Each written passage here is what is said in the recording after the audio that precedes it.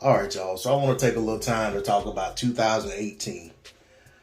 You know what I'm saying? It was a time in history, specifically a time in boxing, a period in which Terence Crawford restructured or re-signed, extended, however you want to state it, his deal with Top Rank.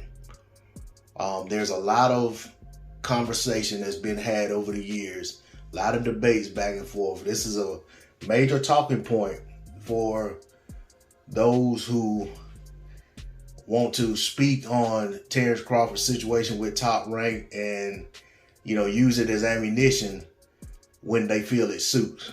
But I want to shed some light on what was reported at that time, because revisionist history seems to run rampant on the internet, especially on YouTube.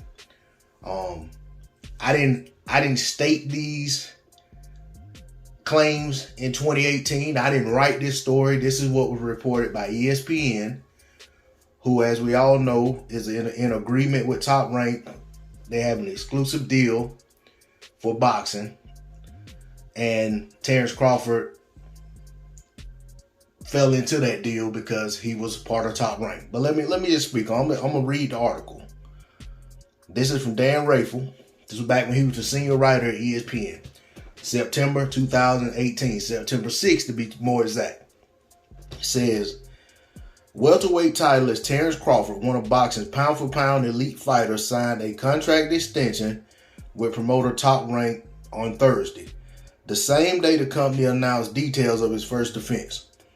The first fight of Crawford's new promotional deal will take place against unbeaten contender Jose Benavidez Jr. in Crawford's hometown of Omaha, Nebraska, at the CHI Health Center on October 13th. Then it talks about what time and who's going to show the fight and all of that. Okay? Next paragraph. The 30-year-old Crawford, who has been with Top Rank since 2011, still had about 2 years remaining on his deal with Top Rank, but both sides were happy to do a new one. Okay, I'm going to stop right there. If it was 2018, September, and Crawford still had 2 years left on his deal at that time, why is there so much conversation about Terence Crawford being a free agent in 2018 and could have walked away from his deal and went anywhere he wanted to, but he chose to go back and fight for Top Rank? And even some people use that as a reason to crap on his lawsuit, to say, hey, he was in a position to get out, he stayed, he wanted it, he liked it, whatever. Okay. So, that's that. The other thing I want to say is, you notice that when they talked about what he signed, Dan Rafel used the word contract extension. He didn't say it was that he signed back with them as if he had left and decided to come back. But I'm gonna leave it at that. And I'm gonna restate this. I'm gonna read this sentence one more time. The 30-year-old Crawford, 33-0 with 24 KOs, who has been with Top Rank since 2011, still had about 2 years remaining on his deal with Top Rank, but both sides were happy to do a new one. Crawford's new contract comes about a month after the announcement of the agreement between Top Rank and ESPN on a new 7-year rights deal that runs into August 2025. Like I said, his signing coincided with the new deal with ESPN. I'm going to leave it at that. Crawford said the alliance between the promotional company and the network was a key reason for his decision to re-sign well before he would have become a free agent. Did you hear that part? Well before he would have become a free agent. Y'all don't hear me. I am the best fighter in the world, hands down. ESPN is the biggest brand in sports, and Top Rank is the biggest promotional company in boxing. This is all what Crawford said. This was a no-brainer for me and my team. All of the super fights that the world wants to see will happen. Mark my words. Like I've said before, I want all of the champions in the welterweight division. This is what Terence Crawford said after agreeing to this new deal. He talked about being optimistic about getting those big fights. He personally guaranteed to his fans that the fights were going to happen. This is how assured he felt about it after signing this deal.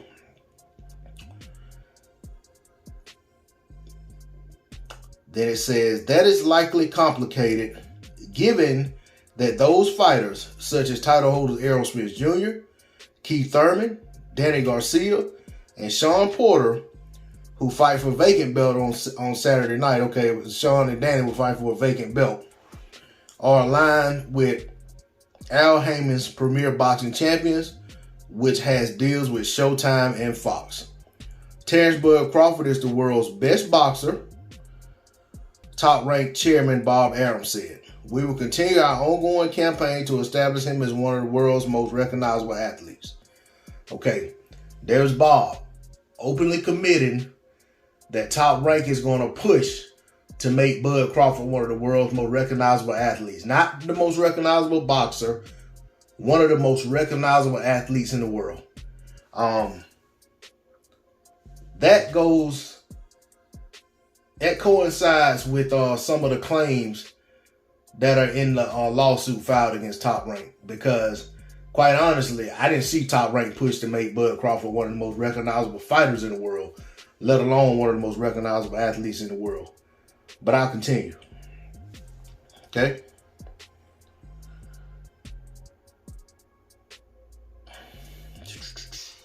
Terms were not announced, but Crawford's minimum purses are more than $3 million, or more than the $3 million he earned for his last fight, a source with knowledge of the deal told ESPN.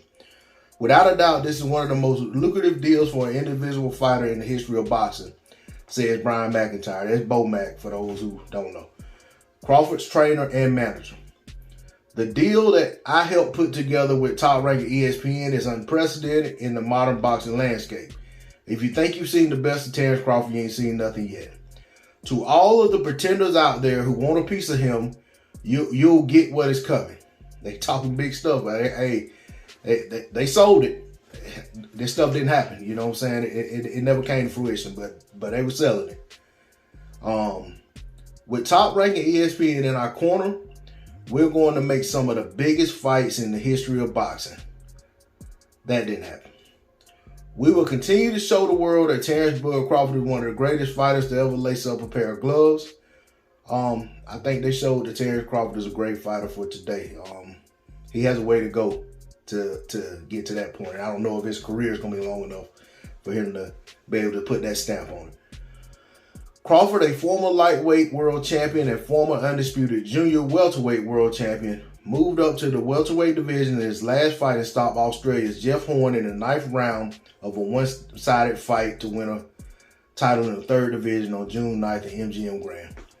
Okay, now it gets into what Crawford was doing, what he's done since he moved up to 47 at the time, which is only the one fight. It talks about that. I'm going to skip that. Okay, so there it goes on to say that. But Crawford will need top opponents to prove McIntyre's words true. And that's kind of goes with what I just said. And though Benavidez is undefeated, he's a heavy underdog. However, he is nothing if not game. Okay, it talks about Benavidez and Crawford. Talks about where Benavidez is from. This is what Crawford had to say about the fight. No. This is what Benavidez said about fighting Crawford. I'll put that in there, give Benavidez a little shine. This fight is the fight I've been calling for. And now he will get the chance to see what it's like to be in the ring with a real champion. I'll happily give him his first L. Okay, my mistake. That's what Crawford said about Benavidez. Yeah, Benavidez had been calling for Crawford. So Crawford said he was going to give him the fight. Okay, so that's pretty much all of the article. You know, the one thing, okay, so I will read what Benavidez said. I thought it was in here. Benavidez said, I've been wanting this fight for 3 years. I know I have what it takes to beat him, and I'm going to beat him. Crawford has been running his mouth and saying I'm a nobody. I'm going to take full advantage of this opportunity. Okay, so that's what the two guys had to say about the fight, and we saw how the fight played out. I personally felt like Benavidez gave a good account of himself and gave Terence Crawford some problems in that fight. And Terence Crawford pulled the fight out, took over down the backstretch. That was my thoughts on it.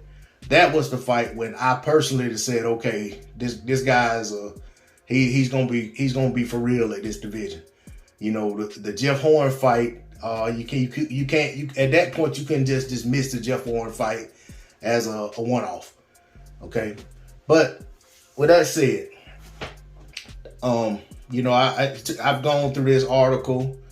This is what was said in 2018. At the time, Terence Crawford extended his contract. There was no mention in this article about Terence Crawford being a free agent.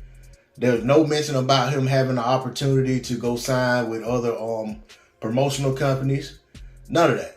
Now, I've seen articles out there that say, you know, with DAZN, DAZN and PBC having all this money, Terence Crawford stays put with Top Rank. But those articles do not call out Terence Crawford as being a free agent. You know, at best, he could have been bought out of his contract, but most of the time, nobody buys fighters out of their contract. They do that themselves. And so, you know, when you got 2 years left on a deal with a promoter who's just entering into a big agreement with ESPN, the last thing ESPN wants to see is one of the marquee fighters in that stable leaving. So I doubt that they would have made it easy for Terence Crawford to buy his deal as they just entered into a deal with ESPN. And, you know, so that's my take on that. But I just wanted to go back down memory lane, read the article for what it was in 2018, for what it is today. You know what I'm saying? Not putting no cables on it. Just read it as what it was. You know, I gave a little bit of my opinion, you know what I'm saying? I emphasized a couple points I've been making. But ultimately, those were the words of Bob Arum, Bo McIntyre, Terence Crawford, Jose Benavidez, and Dan Rafael.